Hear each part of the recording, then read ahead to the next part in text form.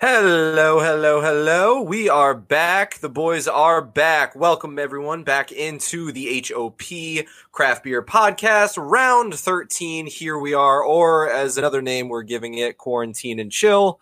We're on day, I don't even know what of this It's a whole good thing we already work from nonsense. home, huh? Steven, how we doing? I'm feeling great. I'm ready to get into it. We are drinking Stone Brewing today, which is really exciting. Out What of up, California. Stone? Been planning this one for a while. I'm pumped for it. Hey, Gabe, What? let's grab a drink.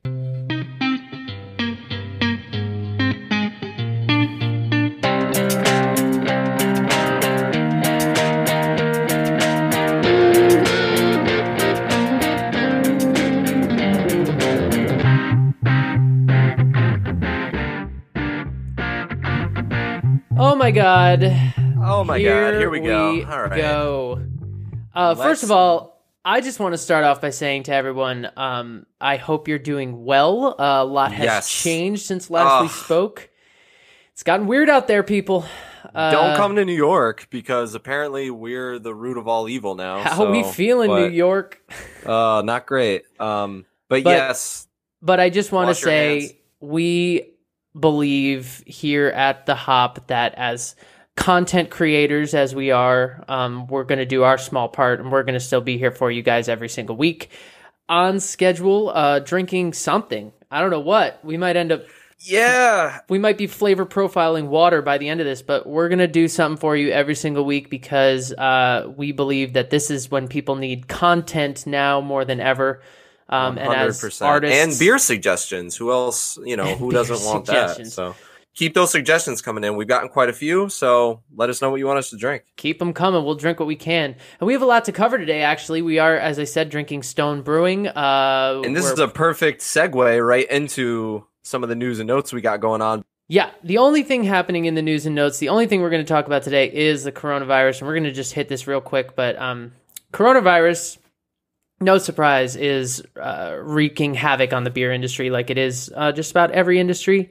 99% of independent breweries are reporting effects on their business, negative effects on their business, both in the form of loss of on-site beer sales as well as canceled events. We talked about a whole bunch of beer. We talked about some beer festivals that have been canceled. They're coming in day by day.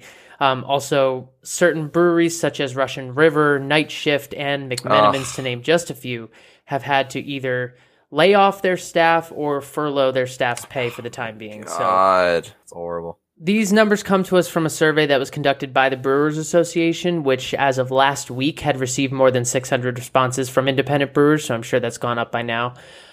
So breweries are scrambling for solutions to this. They're offering online sales, a lot of them, to Go Beer. To name one that I've seen on social media a lot, The Brewery, which we profiled a few weeks ago. Yeah, I've actually seen that a lot as well. They're shipping to the state of California, curbside pickup, delivery, and more. If you can get to your local breweries, your independent breweries, and get in there and take some beer to go or something, show them some love. This is affecting every industry, so we're fully aware that the beer industry is one small part of a very large pie, and we get that. But this affects us, and in addition to all of the stuff that I just mentioned, many brewers have already slowed production or stopped it entirely, which means there's no beer being brewed. So not only are they not able to sell the beer, but even if this comes to end soon, as we all hope it will, we may see a decline in craft beer options on liquor store shelves in the coming months. For the rest of the year, and who knows how long. So patronize your local breweries. Right now, this is the only thing that's happening in the world, period. Everything has stopped, and it's really tough to see. So, but moving on to less depressing facts. We have a new segment. We have a brand new segment here at the Hop. The Taproom Special. And what this is we've been wanting to do this for a while, but this is what we're going to call it when we get to go to breweries. And I went to Stone Brewing. We've been planning it for a while.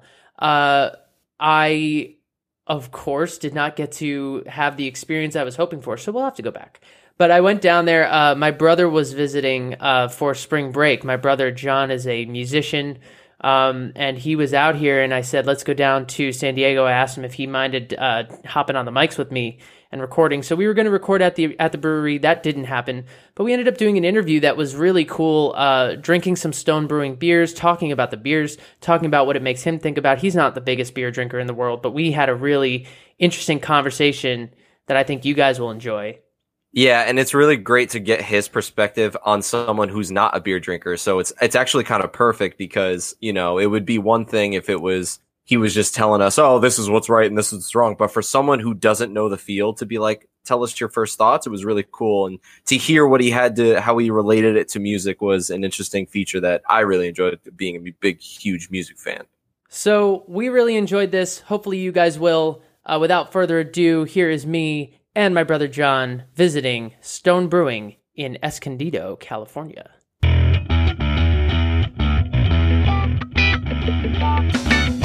Taproom Special. All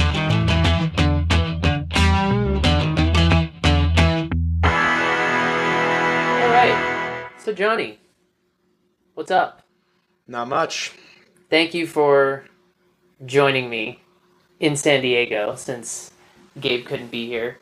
And we had planned to visit Stone Brewing and hang out there a little bit and record this there. Mm-hmm. But the coronavirus had other plans for us, so we're in this weird hotel room, but it's fine. It's going to be great. I'm excited. Let's start off with the beer you chose, which is the Stone Ruination Double IPA. Now, you're not the biggest beer drinker in the universe. True. That is a fact. But that's fine, because the purpose of our show is to be inclusive of a broad audience of people, whether you're beer nerds like Gabe and I kind of are, or if you are somebody who drinks just Corona, Bud Light, whatever, you know. I don't think anybody's going to be drinking Corona anymore. But... Really? Ooh, good point. Good point. But we really run the gamut. So I asked you, what is your favorite beer style? And you said... IPAs, usually doubles or hazy IPAs, mostly. Hazy IPAs. Hazy IPAs. Yeah. Hazy IPAs. Why? I just kind of like, you know, I don't have great reasoning, but like I've always appreciated the fact that IPAs have like very distinct taste, and like when you're drinking one, it feels more like it's got like some kind of like special quality to it, and like it's like it seems to me to be like kind of like the form of beer that can be like varied the most and like different flavors applied to it. And I think it's very interesting to see how different kind of craft brewers like take advantage of that opportunity to kind of add their own twist to it and make it unique. I love it. So what we chose, now Stone has a lot of IPAs to offer. We saw that in there. They've got session IPAs, they've got hazy IPAs, they've got regular West Coast IPAs. What we landed on was the Stone Ruination 2.0, which is a unfiltered double IPA. So this IPA has evolved over the years of Stone Brewing, and basically at this point they are trying to get every bit of tropical citrusy juiciness out of it, which is why I chose it for you, because you like the hazy New England ones. Mm-hmm. This isn't quite that. It's clear in color, but it is unfiltered. But what we're going to get is a lot of like Hawaii, like pineapple, like a bunch of citrus and shit just hitting us in the face. Yeah. So I thought that you might like that. I do dig that. So for the people at home, it is on the SRM chart. We're looking at like 19-ish. IBUs, it's 100 plus, so it's super bitter, like very IPA. It's clouded at 8.5% ABV. Beer Advocate ranked it a 94, which gives it an outstanding ranking on there. I say we dive into it. I'm totally game. I've been staring at this for a while. I'm so nervous now. I have no idea how to describe this. What hits you first, just instinctively? What do you think you taste? Doesn't have to be anything complex or weird, but what it's kind of like, you know, you got the tingly sensation that kind of comes with like a lot of IPAs. It's very smooth, like it's not as kind of like harsh or hard hitting as a lot of them kind of taste when you first give a sip of it. It like can kind of hit you in the face or like be a little bit bitter and like take a little bit of getting used to. But I kind of like it. It's like a little bit tingly, but not enough to be distasteful. So I really enjoy the smoothness of it going down. Yeah, I think what I get off of it is like you said, IPAs can really hit you in the face with bitterness and like be aggressive, but this is really sweet because of all the juicy hops that are in there. All of the there's like a bunch of sweet citrus notes, like you get like pineapple, some grapefruit, some caramel, even a little bit, which helps kind of balance out all of the pininess and stuff that's really coming off it. Now, you live in Burlington, Vermont. Yep. That's a big beer town. Yeah, there's definitely a lot of fans of this kind of culture up there. I'm sure you will definitely experience a good following up there if this picks up. But I haven't had the opportunity to investigate a lot of the brewers, but I know there's a lot of great ones, including Foam Brewers. Magic Hat is up there. And so what are you doing with your time if you're not exploring all the brewers in Burlington, Vermont? So I go to St. Michael's College, which is in Colchester, Vermont, which is right outside of Burlington. And I am a music and business major there, and I'm about to graduate. So I'm a musician in the area, and I played in a couple of bands, including Spunhouse for last school year, which was kind of like a jam band, a fun college jam band, which wasn't, focused more on fun and parties than it was focused on actual musical talent. And then I was able to form my own group this year called Strictly Commercial, which we were finally able to do some of my own music and kind of pursue more complex musical approaches. And I'm also part of this community on the St. Michael's campus called Turtle Underground. And so Turtle Underground now represents all the bands on the St. Michael's campus, and we put on shows pretty much every weekend in various locations around campus. So it's really great to be a part of that. And on top of that, I'm definitely in the minority as far as the beer culture goes. Most people up there are really into all the different aspects of IPAs and kind of the culture up there, especially Beer Fest. It's the only missing part of your personality. You understand that? Between the rock musician vibe, the disc golf thing, this kind of Vermonter attitude, craft beer is the one missing part of your personality. Yeah, I think I kind of fell into a lot of the other stereotypes of being a fan of jam bands and Fish, and then also liking disc golf and being into the whole Vermont stoner vibe basically. But I never really for some reason I was just always intimidated, and you were really into the whole beer thing. And I like to think of craft beer as an art form similar to what, I'm an actor, you're a musician, you're a student of many different kinds of art. And I like to think of craft beer as a similar thing. So I think between that and also there's kind of a sort of rock vibe to beer in a lot of places. I mean, the brewery we were just in, we went to Stone Brewing. Our plan was to record the episode there, and it was very bizarre to be there. It was a kind of ghost town of a brewery. I am legendy. But you could imagine the place bustling, and we were happy to be able to patronize them in the way that we could. But one of the beers they have is their... Night. That's what it's called. Enter Night. It's a collaboration with Metallica. Yep. And we see that in a lot of breweries. A lot of places have this kind of punk rock kind of... Just to cut in for a second, a lot of that also, there's a lot of Grateful Dead influenced beers that are named after various Grateful Dead songs. I'm like I said, I don't really know what I'm talking about, so I can't name them, but I know there's one called... we talked about them on the show. There's one called American Beauty. I don't remember what the brewing company is, but I know there's a couple that are also named after Fish songs. Even with regard to this beer, just reading from Stone's website, they say... We employed dry hopping and hop bursting to squeeze every last drop of piney, citrusy, tropical, punk, metal, and hard rock essence from the hops that give this beer its hugely assertive character. So, the question is this beer punk rock to you? I think, it's hard to, because I'm a very invested in the whole punk rock thing. What music are you hearing in your head when you drink this beer? So when I drink this beer, it's kind of more harkening back to that legit style of punk that's more about the bare bones energy vibe of it's not overly... I mean, the parallel I'm seeing here between the beer itself and the music is that punk rock is innately not complicated, and musicians will take that to mean, oh, so it's bad, or so they don't know what they're doing.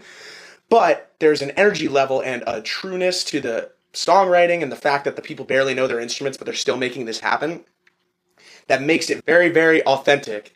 And so you can kind of see that parallel with this beer where it feels very authentic because it's not too frilly. A lot of the time, if I was going to associate music with a certain style of beer, I would associate pop music with very frilly, easy to digest beers that don't challenge the person at all. Sorry to pop listeners out there. I also like pop music too, just saying. But punk rock is definitely the one that makes you think more. And, you know, we're also leaving out jazz and a bunch of other areas here. I'd be interested to see what the parallel between jazz and beer would be. But just speaking from punk rock, it's about like the message and the importance of the energy and kind of the bare bones, just the bare bones energy of it. I like that. I think that for me, you know, I don't know anything about punk rock, really. I'm sort of out of my depth in that area, but punk rock has, I think, to especially people that don't listen to it, has an aggressive aspect. Aggressiveness is exactly what I was going to say. It's kind of aggressive on your ears. This is kind of aggressive on your mouth. Mm-hmm. Like, because of there are a ton of different hops in there. There's Magnum, Nugget, Centennial, Simcoe, Citra, and Azacca hops. And it's for the listeners at home, again, it's not hazy. It's very clear, see-through. I mean, it's really a West Coast double, with just like a dirtiness to it because it's unfiltered. There's nothing sort of floating around in it. Honestly, to cut in for a second, like I really am starting to appreciate the connection more. And like, if I were to pick like a certain artist or like style of music that I think would musically represent like kind of the vibe of this beer, I think it would be the Pixies. And the reason for that is because they take approaches to songwriting that harken back to the Talking Heads as far as like experimental approaches and sort of new wave. But at the same time, they take the energy and the essence of punk rock and take that energy into that world. And so the end result is a very satisfying musically product for your music theorists. And then there's also the kind of like easier to digest, but like still very real and very potent energy that can go into the pop sensibilities world for people who kind of come from that background more. And so this is the kind of beer that I think can challenge people without being too complicated or too challenging to the point where they don't want to even attempt to try to describe what they're feeling. So I would say that the Pixies really kind of sum up that vibe, if that's not a stretch. I know you probably don't know the Pixies too well, but trust me. Somebody will. Have you ever thought about beer as a parallel to music before? Not really. No, I think it's interesting. I haven't really experienced a band where like beer is like central to their ethos or like what they do. Not even that. Just this conversation is interesting to me because I've never really thought about, this beer makes me feel like this band. But it's almost like, especially for you being someone who's so musical, it just made me think like, you know, do you get a certain style of music in your head? Does it relate to anything? And of course, like we've talked about with this brewery, they have that kind of classic rock vibe to them. Mm-hmm. So it all goes hand in hand and I think opens up an interesting discussion where we can all meet in the middle, even if you're not a craft beer nerd. Or a Pixies like fan. Myself and Gabe, exactly. See, beer brings everyone together. What do you see people drinking on your campus generally? When you go to parties, what are you usually... it's pretty cringy. A whole lot of Bud Light and PBRs and, you know, your average college beers. You don't see too many people with like IPAs. For myself, I usually, you know, I'm not picky, so I usually go to the local mobile gas station and they have an actually surprising selection of beer right off campus. And so I go in there and pick like a couple 4-packs of whatever they happen to have at the time. I frequently get Second Fiddlehead, which is a common one. That's the most Vermont thing you've said yet, is that you go to the local gas station and you pick up a couple 4-packs of Fiddlehead. Mm-hmm. Let me tell you what, most of these people's local gas station does not have 4-packs of anything on tap. So go to your local, beer shop. Package store. Do you see a lot of White Claw or Four Loko? Definitely a lot of Four Lokos. Not quite as much of the White Claw. I don't see that, but Four Loko is definitely very common. Like I'm always seeing people with that, and also Twisted Tea is a big thing. That's still happening? Oh yeah, absolutely. Yeah. Oh my god, Gabe and I talked about that a few weeks ago, and I thought he was like, you know, in college you would, and I was like, really? I don't remember ever seeing that in college, but yep, still around. That's still out there. Shit. Before we move on, I have one other beer from Stone that I want you to try, mostly because I want to know what kind of music it makes you think of. Mm-hmm. So the second beer that I have is the Stone Arrogant Bastard that's been bourbon barrel aged. Now, anybody that listens to this podcast will know that Stephen is a big fan of anything that's been bourbon barrel aged. It's my weakness, and I love it very much. So the Arrogant Bastard is in and of itself an American strong ale, brewed by the Arrogant Consortia, and then they barrel aged it in Kentucky bourbon barrels. And it is 8.1%. We got it on tap, poured into a crowler, and into these plastic cups that we are courtesy of the Fairfield Inn and Suites. That's right. It is, when I smell it, I get the bourbon, I get a lot of dark fruit. There's some like caramel, some like raspberry a little bit, maybe, question mark. Some different things in there. The SRM color of it is around like 36, 37. It's a dark beer, but it's got some clarity to it. It's definitely, there's some light coming through it. I can definitely smell the kind of bourbon and like the barrel aged vibe of it just from like without even tasting it. So the barrel aging adds, I mean, it's already a strong ale, so it's got a strong malt body to it, but the barrel aging just adds a complexity to it. It adds another layer of flavor. Sometimes it can be overpowering, but we're going to taste this one and see what we think. But the reason I wanted to bring it up is because you said you can't even imagine what the beer parallel to jazz would be. That's already what I've been thinking about since we started. This might be it. We might have found it. I don't know. All right, let's taste it. We can narrow it down. Wow, yeah. So I definitely get like dark sweetness. I definitely get some like a burnt sugar caramel thing.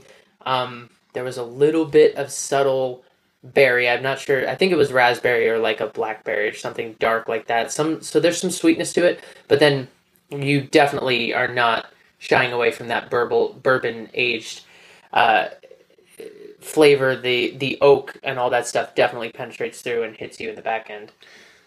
Yeah, I've actually been sitting here formulating. I already feel like I have a pretty good opinion of what I would say this would be musically if you were to kind of tie it into a certain style.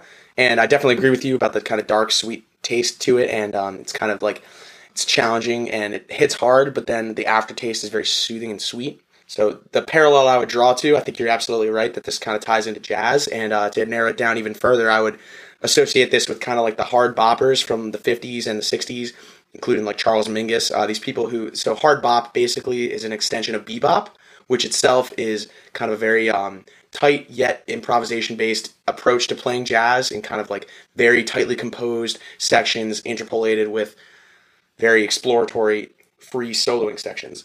Hard bop built on that by adding in sort of a more religious kind of gospel-influenced vibe to it. So basically, instead of using very weird, challenging chord progressions that would have been considered satanic back in the 1500s, they're using kind of very simple, for all you music majors out there, kind of 1-4-5 type thing, or, very basic progressions that you find in gospel music, but at the same time using those in a jazz bebop setting, creating this kind of vibe of very challenging to listen to music that still has got all the fire and the fury and the improvisational aspect and kind of the energy of what jazz was built on, but it also has this kind of reverence to it that sort of harkens back to religiosity, and especially back then when it was much more close to people's beings and their identities.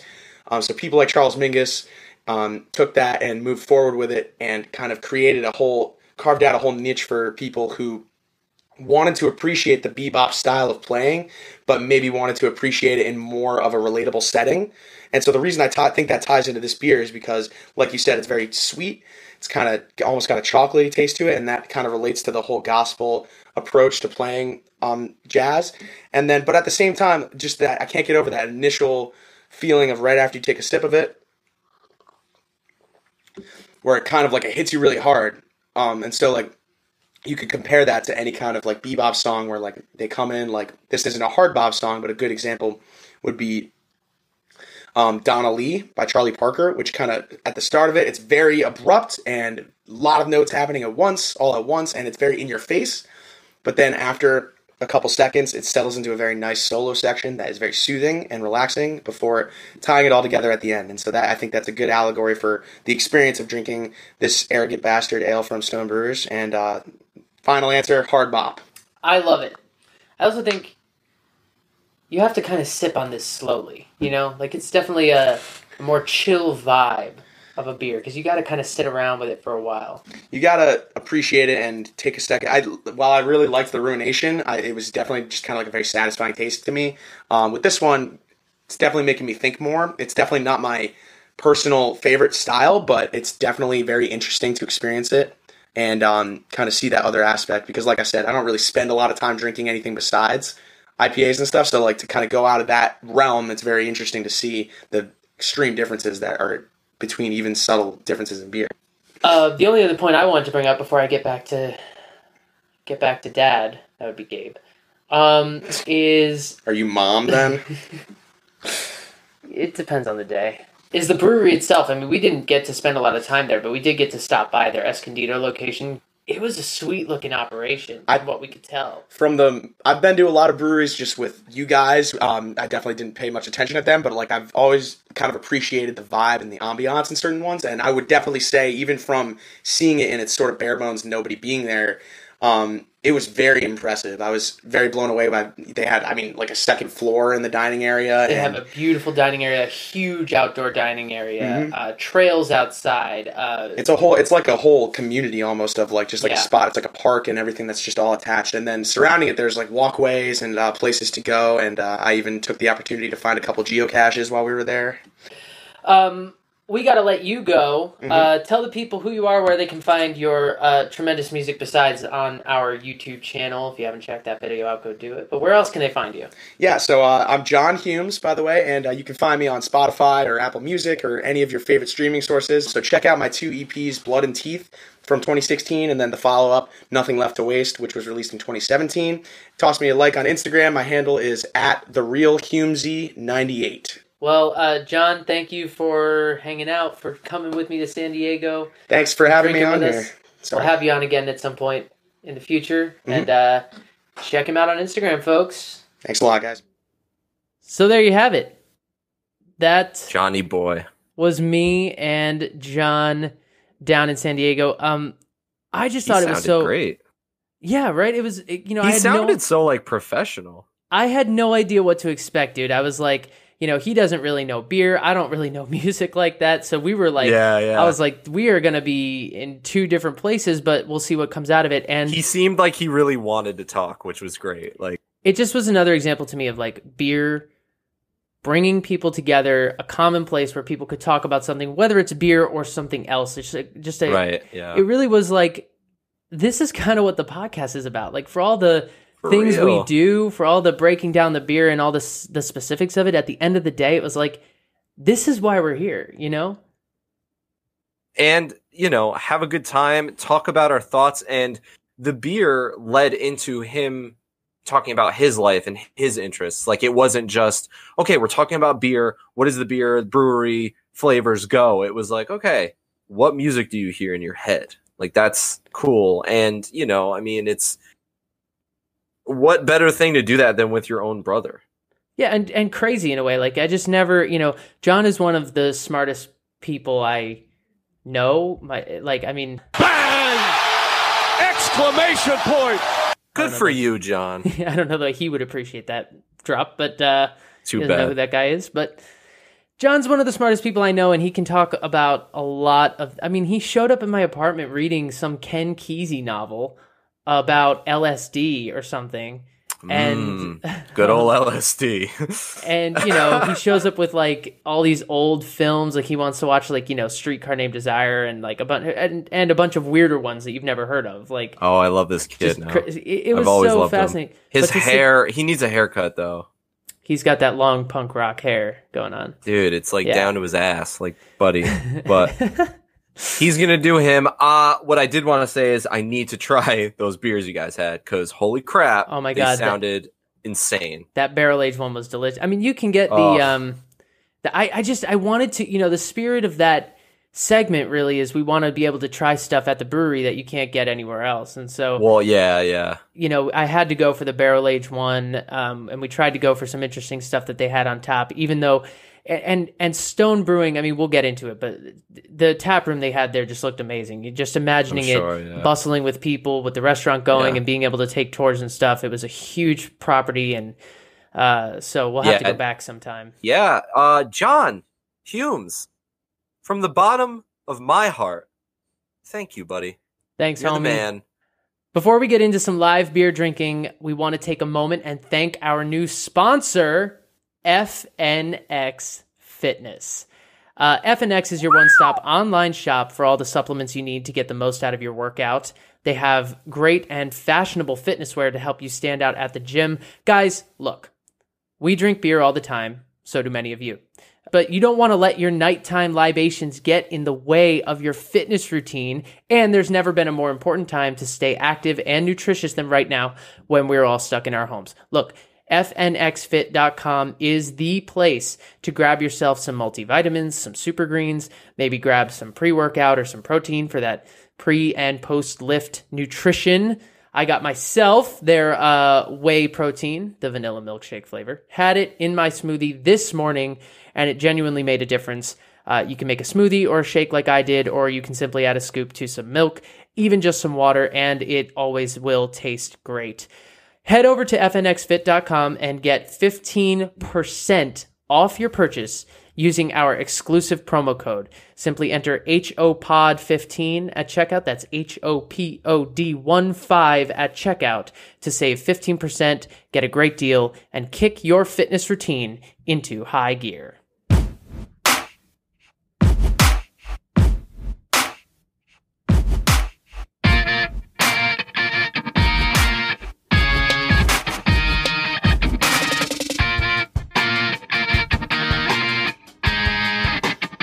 Okay, all right, let's get right into it. Steven, you look like I need several beers, but because we had that lovely interview with your brother, we only have time for one, but that is A-okay in our books. Because it's a good one. Because it's a good one. So this final offering from Stone is the Stone Xocoveza. It is a mocha stout, an Imperial stout, inspired by Mexican hot chocolate. Oh, baby. It's got an ABV of 8.1%. It's got 50 IBUs. SRM, very high, very dark, very black. Yes. Ooh, Jet black. Popping that can. Popping it open. Ooh. Okay, ready? Hold up. Before we go even further, I didn't even take a sip. I mean, a sniff. I didn't even take a whiff of it. I just moved it by my face and got hit with chocolate right away. So, I'm getting whacked in the face with cinnamon. For anyone who doesn't like chocolate, they're going to hate these episodes because every beer we have has some sort of chocolate associated with it. I'm smelling it. I'm getting cinnamon.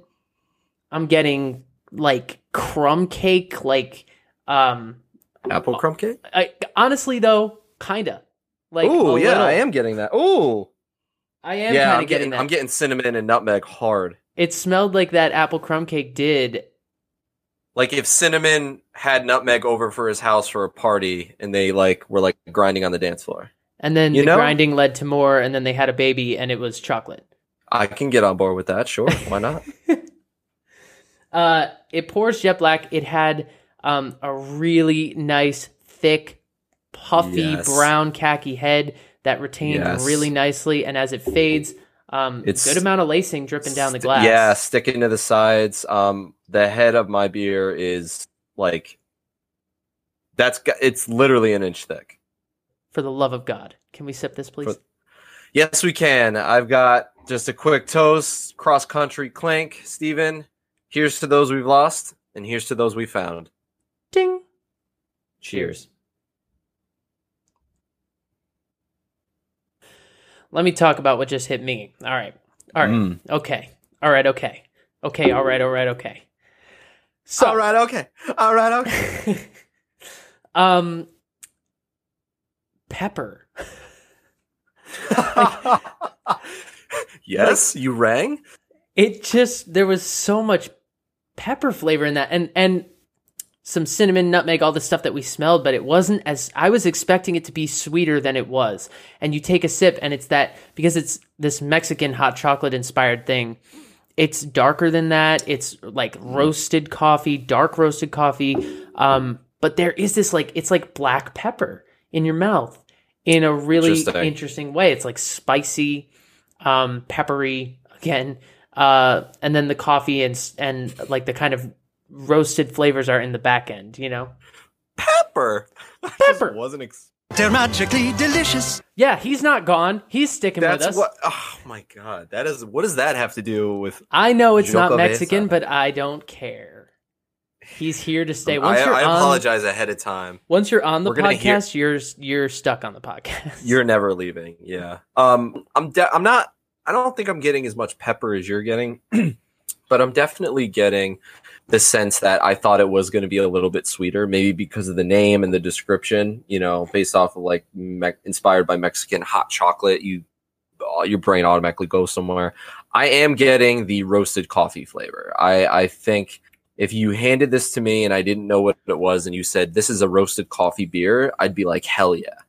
But it's still really great. Real quick, I just wanted to, I kind of cut you off earlier, but I did want to mention the ratings. Beer Advocate 97, and they call it world class. Yeah, the users on Beer Advocate are I don't know how to say this. They're rock hard for this beer. Whoa, they're big fans. They love this beer, and Untapped gave it a 4.07, another high rating.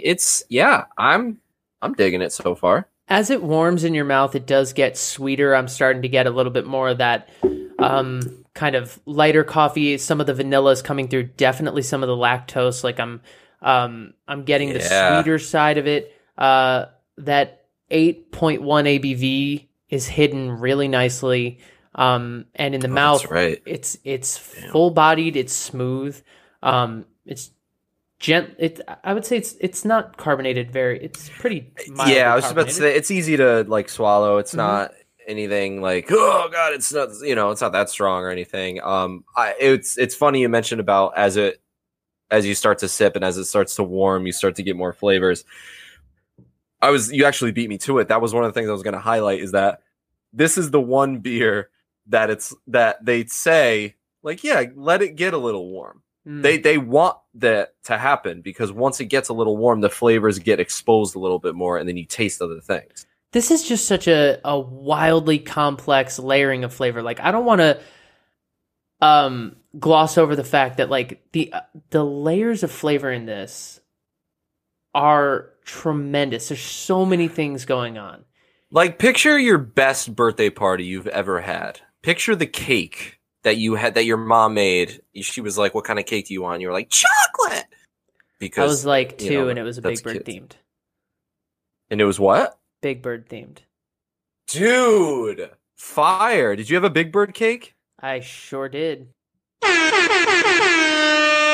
course you did, Steven. Of course you did. Now, did you like we're getting real off topic. Did you like Big Bird because you were always kind of tall yourself? Steven's 6'4".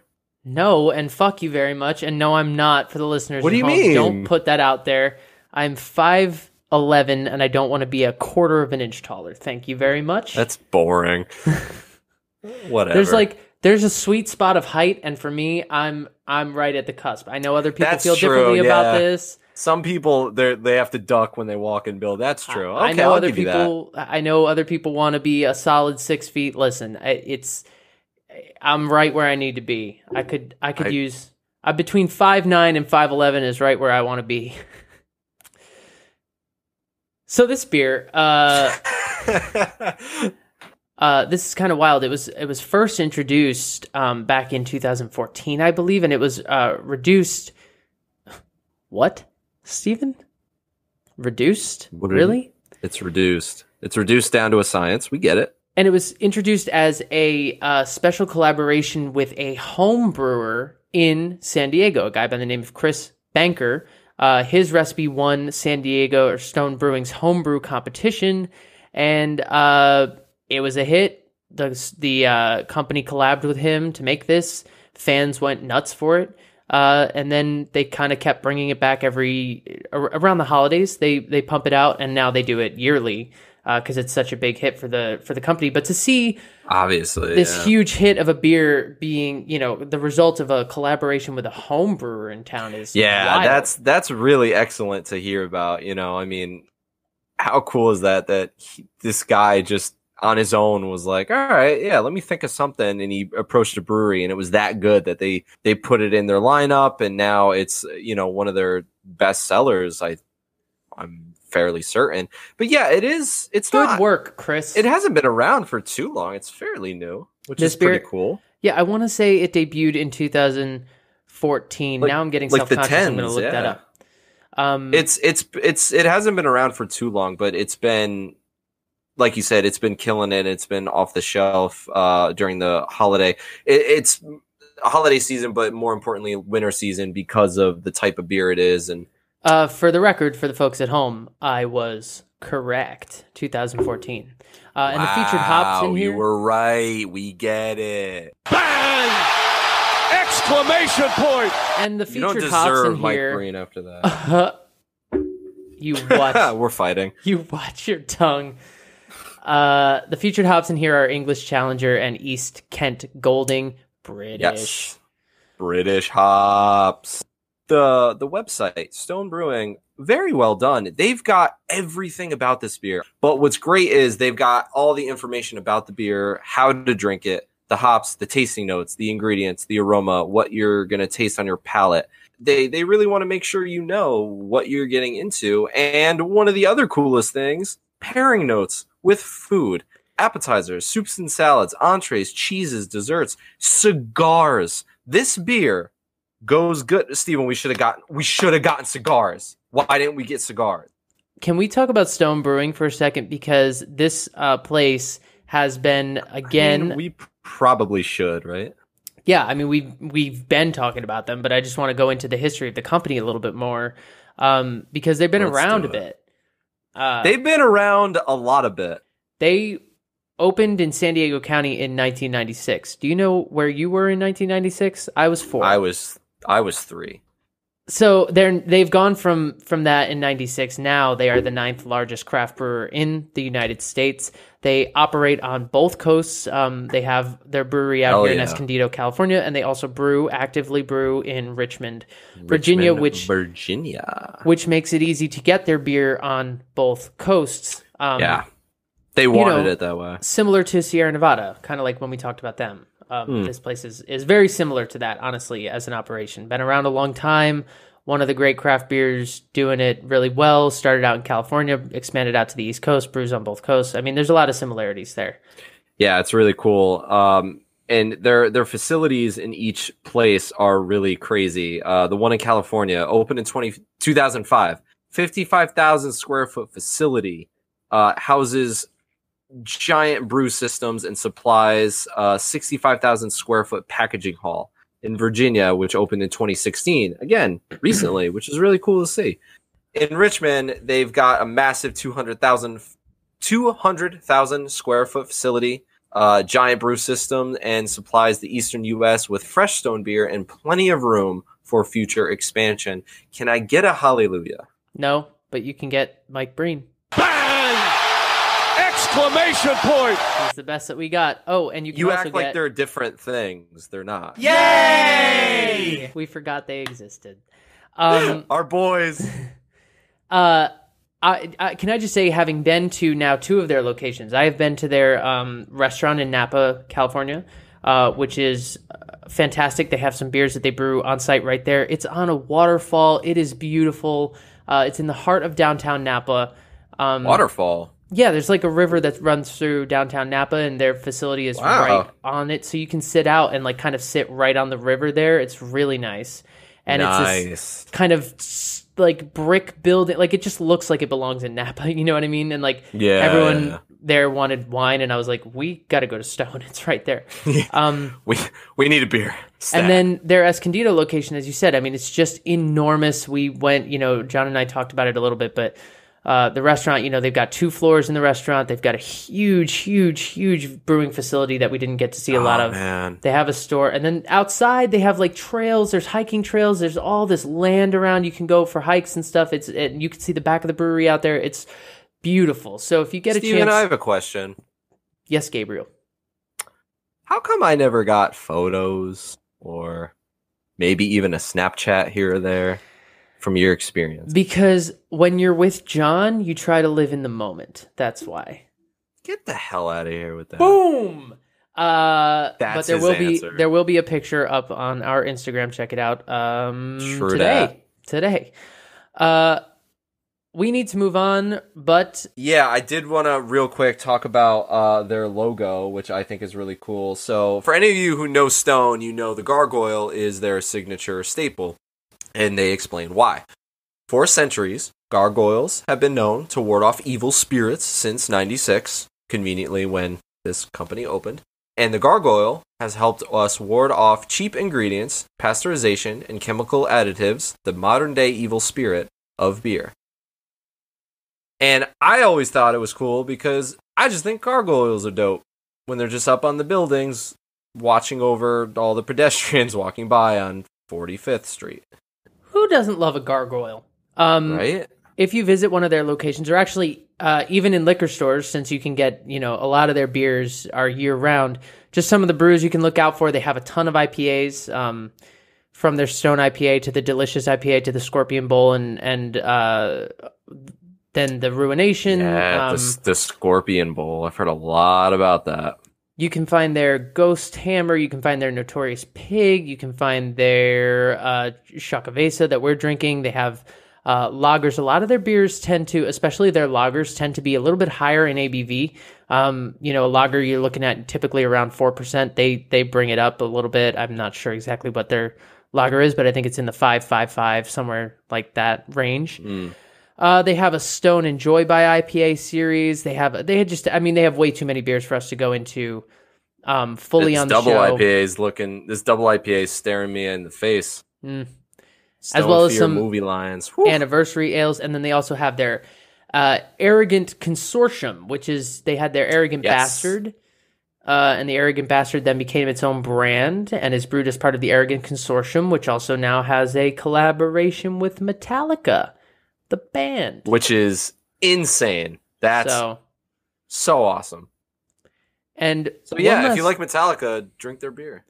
One last thing I want to say about Stone Brewing, just because it's inspiring to me, is that in 2018, Stone filed a lawsuit against Miller Coors because Miller Coors makes Keystone beer, and Keystone, I guess, revamped their imaging to emphasize the word Stone on the Keystone, and so Stone sued them because they said they were trying to co-opt their brand name. Hell no. Yeah, fuck you, Miller Coors. Inclusive, but also not cool. Fuck you, Miller Coors. Yay! Whatever. Of all the things. Whatever. Anyway. It's our show. Fight me. I don't know. Something about this 8.1 Mexican hot chocolate I'm drinking is just making me feel feisty, and I want to fight Miller Coors. I don't know. Dude, I'm warm inside. I lost the taste of chocolate, but I think that's just because it got warmed up and I'm used to it. But, I'm still sipping away. I could easily crush 2 or 3 of these in a session. It's easily. the spices that keep it going. If you're someone who's if you're not really a beer drinker, if you're more of a cider, IPA, whatever, a lighter drinker, then not for you. But if you're someone who likes big, bold flavors, if you like spicy food, if you like dark beers, this is something that's going to challenge you, make you think. It's going to take you into a lot of different places. I loved the bourbon barrel aged beer I had from them. I think this is my favorite one though, because it's just because it's different. Yeah, it's very different. I love a barrel, but I'm gonna put you in a barrel and roll you down a hill. Now imagine if they barrel aged this beer.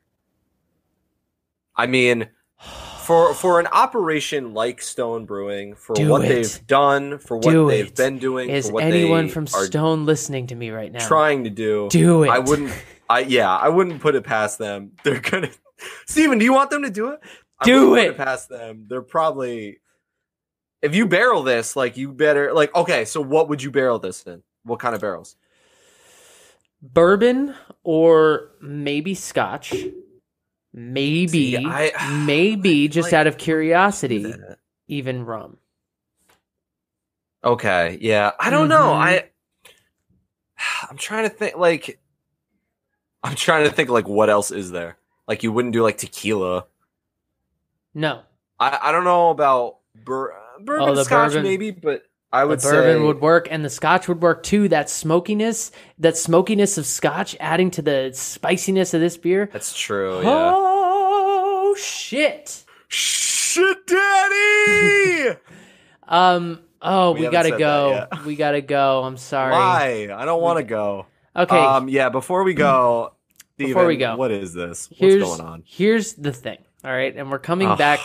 We're coming back to the movie Cats, and I also. Oh my god! I just would like to say this comes to me from John and Scott, the two other people who have been on this podcast. Oh, okay. So it's only right. Yeah. I'm nervous. Okay, so we're gonna talk about the butthole cut now. Wait a minute. We're not going to speed past that. Like, you can just say what you said. What happened was, apparently, word got out on the internet sometime in the middle of last week that there were a bunch of CGI specialists working on the movie Cats who were hired solely for the specific job of removing a bunch of buttholes from the cats. Now, this implies that prior to that job opening, there was another group of CGI specialists who were hired that had to put them in. Put the buttholes on the cats. Dude, can you imagine you're calling your parents or your significant other and you're like, I have a new job. It's a movie. What are you doing? I'm removing butthole. So I have a lot to say. Now, this inspired a Twitter hashtag and a kind of global movement. Hashtag release the butthole cut. A lot of people are petitioning Universal Studios to put out the cut with the buttholes in it. Some celebrities have gotten on board, including Seth Rogen, who apparently live tweeted his first watch of the movie, really high, which is inspiring. Can you pull that up? But his live tweets, we don't have that kind of time. I would like to read some tweets, though, that were highlighted by a website called Cinema Blend. Thank you. Michael Tushaus on Twitter had the same thought you did, Gabe. He said, just imagine you worked your ass off to get through college to become a CGI artist. Eventually you land a job in Hollywood, and then one day you're hired to draw 400 cat buttholes, and then someone comes along and erases all of your buttholes. Somebody erased my buttholes. The original tweet comes from Jack Waz. He originally said, this was on March 18th, he said, a VFX producer, friend of a friend, was hired in November to finish some of the 400 effects shots in the Cats movie. His entire job was to remove CGI buttholes that had been inserted a few months before, which means that somewhere out there exists a butthole cut of Cats. I haven't seen it, thank God. I will eventually, and I will not be sober for it, but like in the movie, does the camera pan behind some of the cat? Like, is there a need for the buttholes? You know what, Gabe? I think you're underestimating how in shock I was watching that movie. To say I remember where the camera was. To say you sat there and thought about it. Wow. This somebody on Twitter said to Universal Pictures. See, this I think is smart because this is playing to their sense of social responsibility. He said, at Universal Pictures, if you hashtag release the butthole cut, then people are going to stay at home to watch it instead of going out and spreading the coronavirus. Ergo, the survival of humanity is in your hands. Wow, the amount of pressure that they have. I found some of Seth Rogen's tweets, though. Can I read some of them? Please do. Please do. I'm begging you. All right. The first one I read. I'm pretty stoned and watching cats, obviously. I've never seen the Broadway show. It is truly trippy. Am I supposed to know what a jellicle is? They've said it 200,000 times, but I don't know what's happening. Now they're on the railroad tracks. They seem way too small. This is so quote-unquote Broadway funny. Some cats in pants, some no pants. That was my problem. How many times they say the word cat in this? Ian McKellen just straight up has normal fingers. Jason Derulo's feet don't look like they're touching the ground. Judi Dench is in a cat fur coat, which I can only assume is socially appalling in this world. We need to get Scott back out. You know what? I'm thinking of releasing a side podcast just about the Cats movie, and I'm just going to go just over every this. day. Because I feel like we shouldn't subject our listeners to this every week, but I mean... This really resonates with me. This Cinema Blend article says, if you dared to experience Tom Hooper's Cats, chances are there's an image or two that have set up camp in the inner workings of your brain. Just as a sidebar, for me, it's Rebel Wilson on the floor scratching her inner thigh. Like a massive dose of some kind of hallucinogenic drug, it's perhaps a shared experience where we'll never quite be the same after. That's what I'm trying to say to you, Gabe. You have to see it. I know! But you didn't see it. I'm waiting for it to drop on HBO because I don't want to pay for it. Like, see, here's the thing. It was worth paying for it, and here's why. Why? John and I just had this argument, and I said, listen, my favorite... Did he see it? No, he won't see it. He says there's too many good movies that he has to watch throughout history for him to waste 2 hours watching God the Cats bless movie. you, John Humes. But my favorite on-screen performance is Heath Ledger in The Dark Knight. Favorite performance of all time as an actor, okay? Raise a fucking glass. And that movie I considered at the time to be a work of art. I thought it was brilliant. I remember seeing it in the theater. I remember what I felt after seeing it. But I do not remember the experience of sitting in the theater. I don't remember the people around me. I don't remember walking out of the theater. I will never forget the experience of watching the movie Cats in Times Square with Wasn't Scott. there a girl behind you who was like, what's the big deal? They're just cats. Okay, first of all, the movie was... This episode is going to run so I know, but it's worth it. The movie was in a movie theater that has about 25 theaters. 5 per floor. I think it's a 5-floor movie theater. They were showing about 8 movies. You do the math. This movie was stuffed in the back theater of the back corner of the 5th floor. We had to walk through 2 empty floors. Concession stands bare, 5 theaters a floor. We had to go up 2 extra escalators to get to the corner of the attic where they stuffed the movie Cats. And then most of us were all laughing at the movie, and there was one girl behind us who was, I guess, just out to see the movie. And in her defense, she didn't know why it was so bad, so I'll give her that. But the whole movie, these girls in the front row were just crying, laughing at the screen, and this girl was getting so pissed, and she just, like, at one point, she's just like, I don't understand, what are we all laughing at? They're cats. Like, get over it. She wasn't in on they're it. Cats. She didn't get it. That's the problem. Oh, Jesus. That's they're the cats, majority but they're of the humans, issue. but they're cats, yeah. But, to sum it up. Apparently I need to see this movie.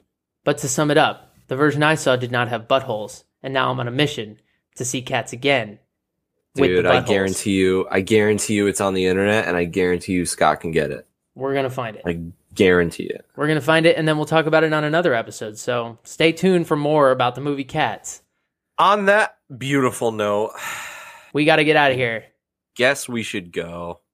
As we always say, please like, comment, subscribe, give us 5 stars. Let us know what you want us to drink. We are here for you. Let us help you, help us, help you. Let us do it together.